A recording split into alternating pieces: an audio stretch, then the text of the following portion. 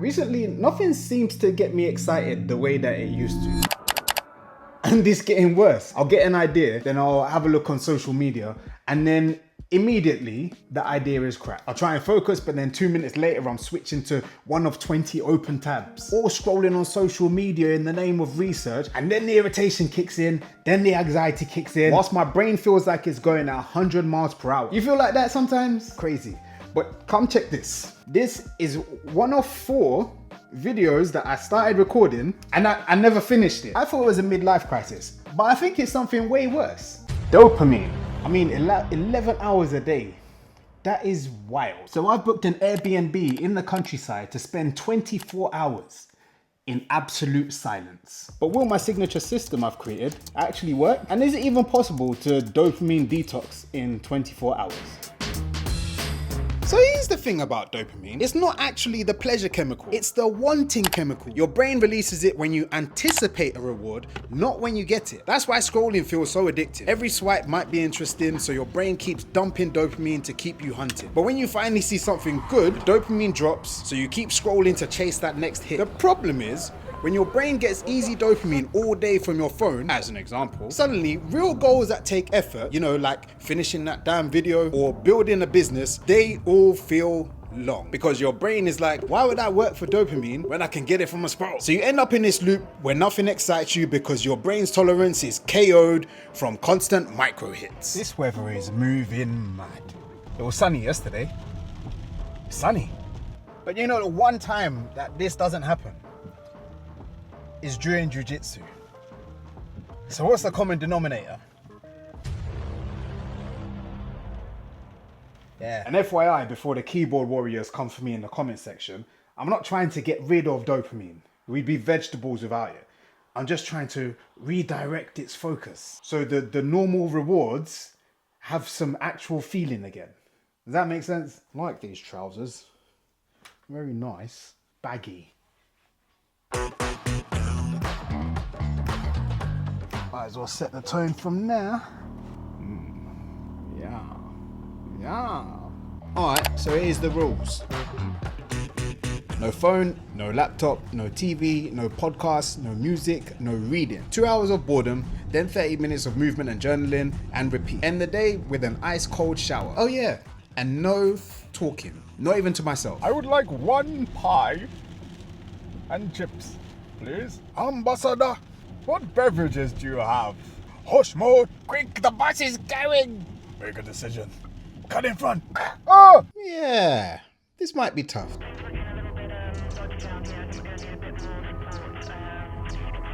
Alpha 7, going dark.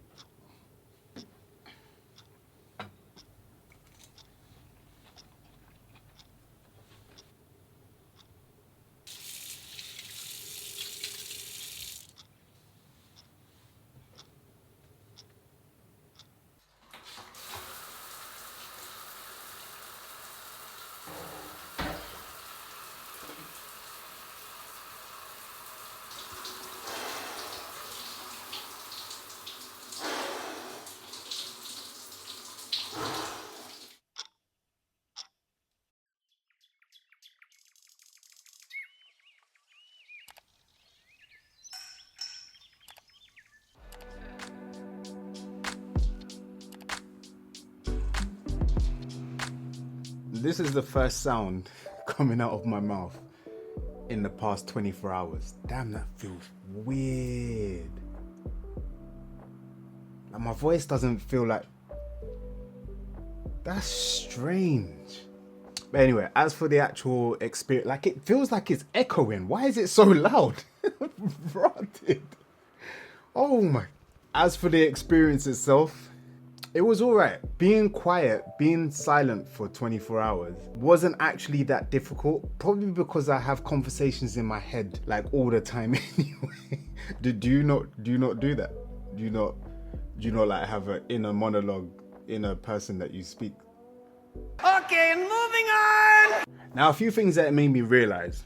So, a lot of the time I will say to myself, oh, I don't have time to do that. Have I even brushed my beard? 1 second. Let me out here looking like some scruff. What was I saying? Oh yeah, time. I always say to myself that have I got crust in my eye as well? You couldn't tell me. Where was I? Time. I'm always telling myself that I don't have time, or time is running out. I don't have time to do this. I don't have time to do that. But like, not doing anything makes you realize how long time actually is. And it just goes to show how much time is being wasted on just like scrolling for 30 minutes. But it just eats up all these little pockets of time to give the illusion that there isn't enough time. I also learned that I need to curate my page. So when I do decide to go on social media to search something, I'm not getting pulled into a rabbit hole, or I'm not seeing stuff that, quite frankly, shouldn't be seeing. No one should be seeing. Can you hear that? To me, that's really loud. But having the 2 hours of just kind of the freedom to just let my mind just go. Then the 30 minutes to do something, whether it was going for the walk or just doing that, and then journaling, meant that all of the crazy thoughts that I was having over the past hour then gets exported onto something. So it's out of my head. And then I can go again. So that, I think, was really good. If you're going to try this, I would recommend doing that. Another question, would I do this again? Hell yes. Maybe not the complete silence, or maybe actually yes, I would. Yes, bloody hell yes, I would. I would do it again. I think everyone needs something like this, especially as parents. But the big question is, can you dopamine detox in 24 hours? Short answer, no. No, you can't.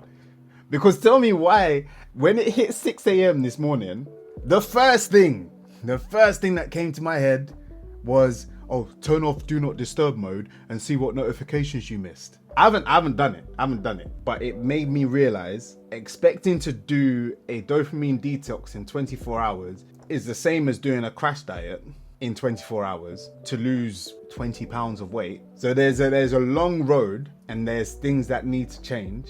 And I think there's a multitude of things that can be implemented. Even just little things like every Saturday, put my phone on do not disturb. So let's call this not so much a dopamine detox, but like a dopamine kickstarter. No, that's a recalibration kickstarter. The name's in progress. But anyway, if you enjoyed this video, YouTube suggests you should watch this one next.